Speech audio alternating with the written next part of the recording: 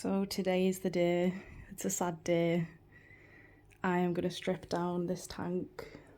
This was my first proper aquascape that I set up probably nearly 2 years ago to the day, actually. And I have this feeling that I'm really going to regret doing it, but I've purposely just let it overgrow and just get unsightly to kind of make myself just do it and kind of lose some attachment to it.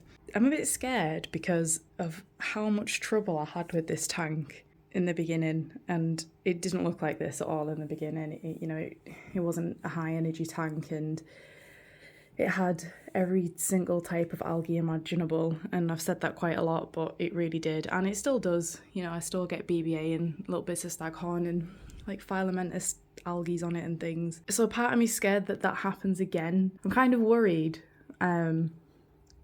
that I don't make something that looks as good, and I'm not saying this is good, I'm saying it's good for me. So I'm just going to do it. I'm just going to rip the band-aid off. I have a big 80 litre tub that the fish are going to go into.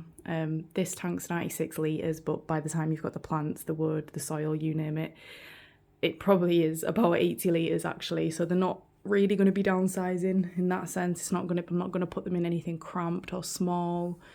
I have no idea if I'm going to keep the plants or not. I don't know how well they will fare. So yeah, I'm just going to put them in a tub with the filter running. I'm going to somehow set the filter up into the tub.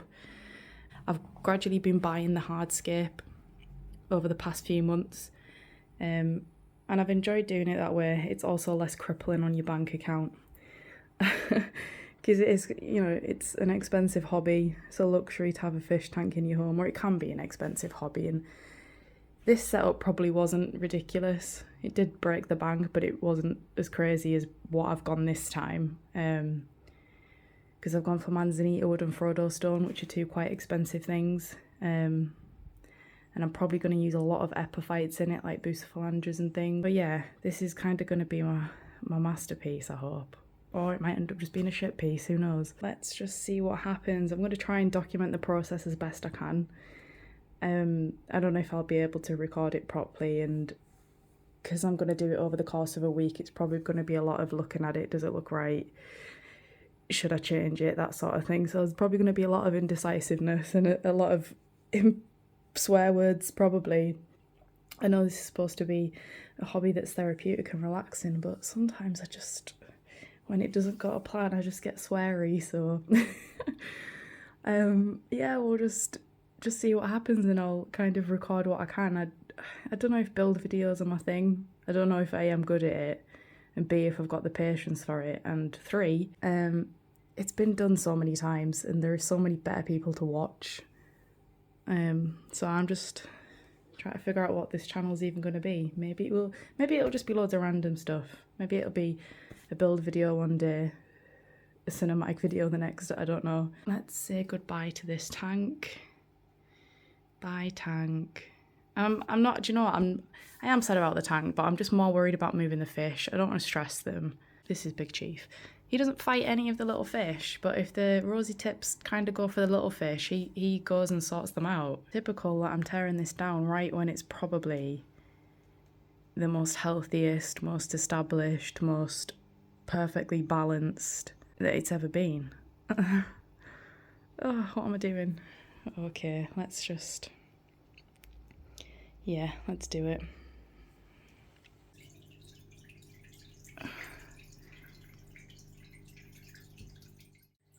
Never again, I said this last time, never again am I taking an aquarium down. This took so long. I've set up a little tank. It's running, the filter, the heater, the majority of the plant mass is in there. The fish are all in. I've caught 20 million thousand shrimp. Kind of see them. They seem to be okay. I feel like it was a bit less stressful for them to do it like this, rather than just shoving them in a bucket with nothing. Hopefully everyone will be alright. I felt a bit bad, to be honest. I felt a bit guilty stressing them out, and when you're pulling bits out and the shrimp are like clinging on as if to say like, no, give me my plants back. Yeah, I didn't like that feeling actually. It's a bit sad.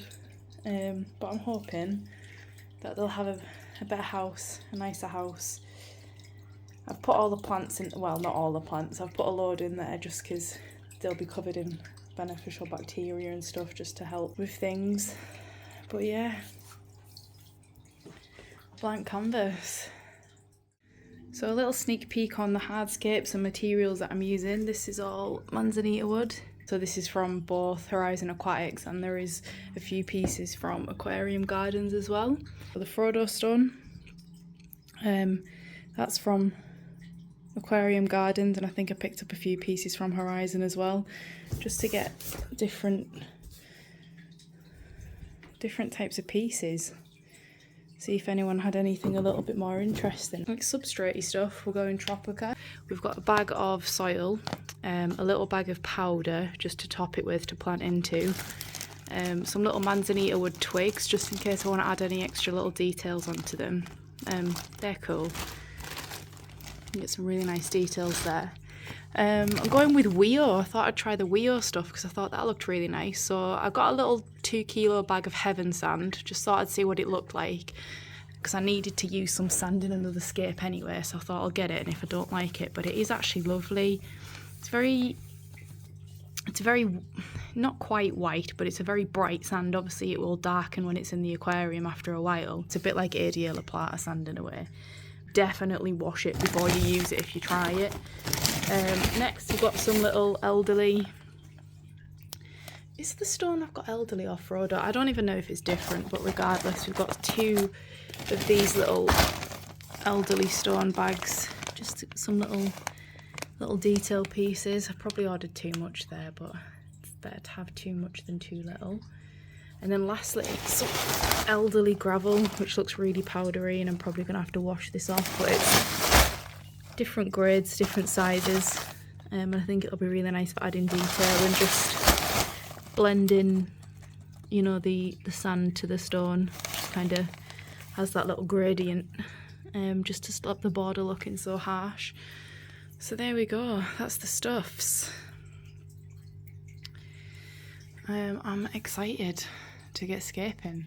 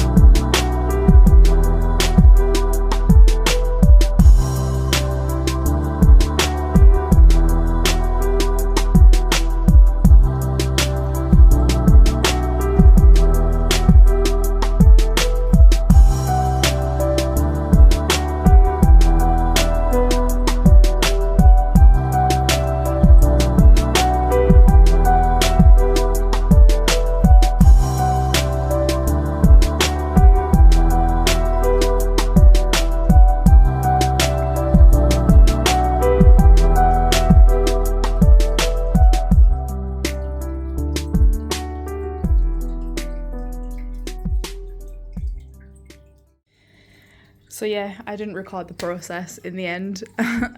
This is the scape. There's maybe a few detail stones to go in. In fact, there is a few detail stones to go in. I'm just about to do that now. Some graded gravels, potentially some like extra twigs just for added detail. Apologies for the water trickling in the background. Everybody's still in there. I knew I really wanted something coming from the corner just because of the way you walk in the room and the way that you see the scape.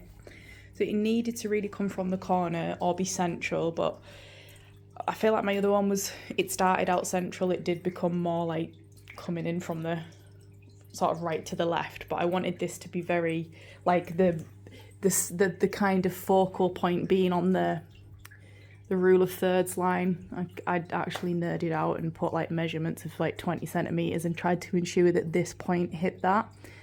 And then I'll maybe use like some certain plants or certain colours in this bit to kind of make it hit it on that side. Sorry, I was whapping my hand in front of the screen.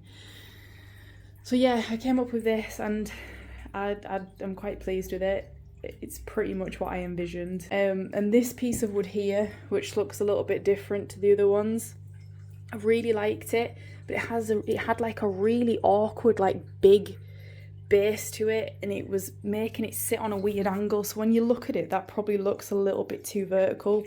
It does curve, but it looks a little bit straight, and I'm either gonna add something here in this gap or just use the plants to hide it. I think they'll probably be able to get away with that. And I was toying so much with doing sand. My plan was sand because I wanted something low maintenance, and having tried a carpet, I loved it, but the regular trimming with all the tanks is just a little bit much. So when I was looking at it, I do think probably a carpet would have looked better. I think it would have looked like a real nature style aquarium. But I thought, no, I'm going to go with what I intended. And my thoughts were, if I go with sand, that's easier to take out than soil if I really don't like it. I am going to add some graded gravels, potentially add some more details, glue some stuff down because I don't think it's all glued yet. But you know, you can kind of see all the little points there.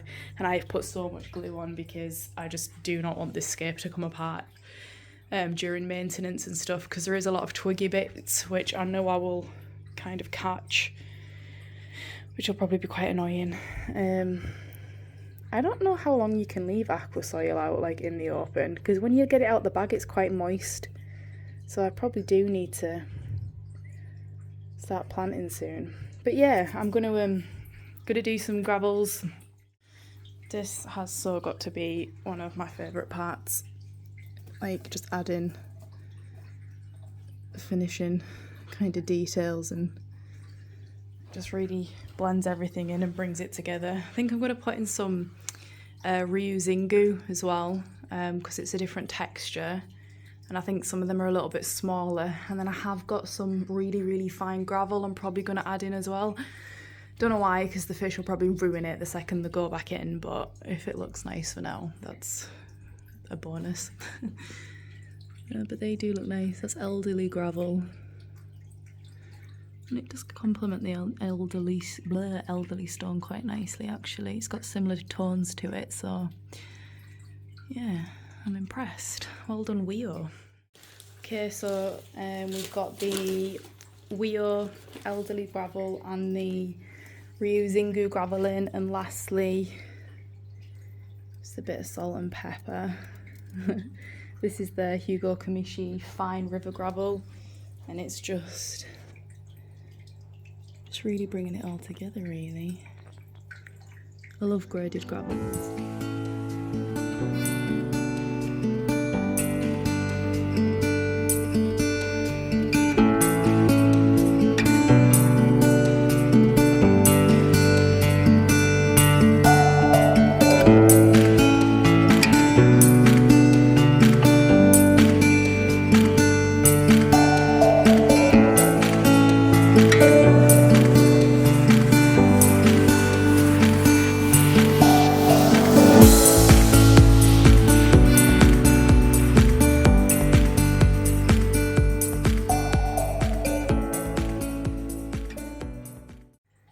Okay, I think this is it. I think I'm pretty happy with it. The scape was the thing I'd put the most thought into rather than the plants, because planting and plant choice I'm not actually great at or confident in. I know in this section here, this is all going to be like trident leaf, ferns, maybe some bulbitis, and obviously in and amongst all the kind of cracks and stuff, it'll all be Boos and Anubia, so it's going to be really epiphyte heavy. But background stems, I'm going to put crypts for sure, sort of in these like foregroundy bits, and maybe some like little grassy, like Liliopsis brasiliensis. I want really delicate leaves, and obviously there's a lot of wood and I want to retain that detail, so anything with like really thick broad leaves is kind of going to hide the majority of the detail in the wood. So I don't know. Comment how you would plant it, because I'll be honest, I don't have a clue other than epiphytes. There's a lot of detail.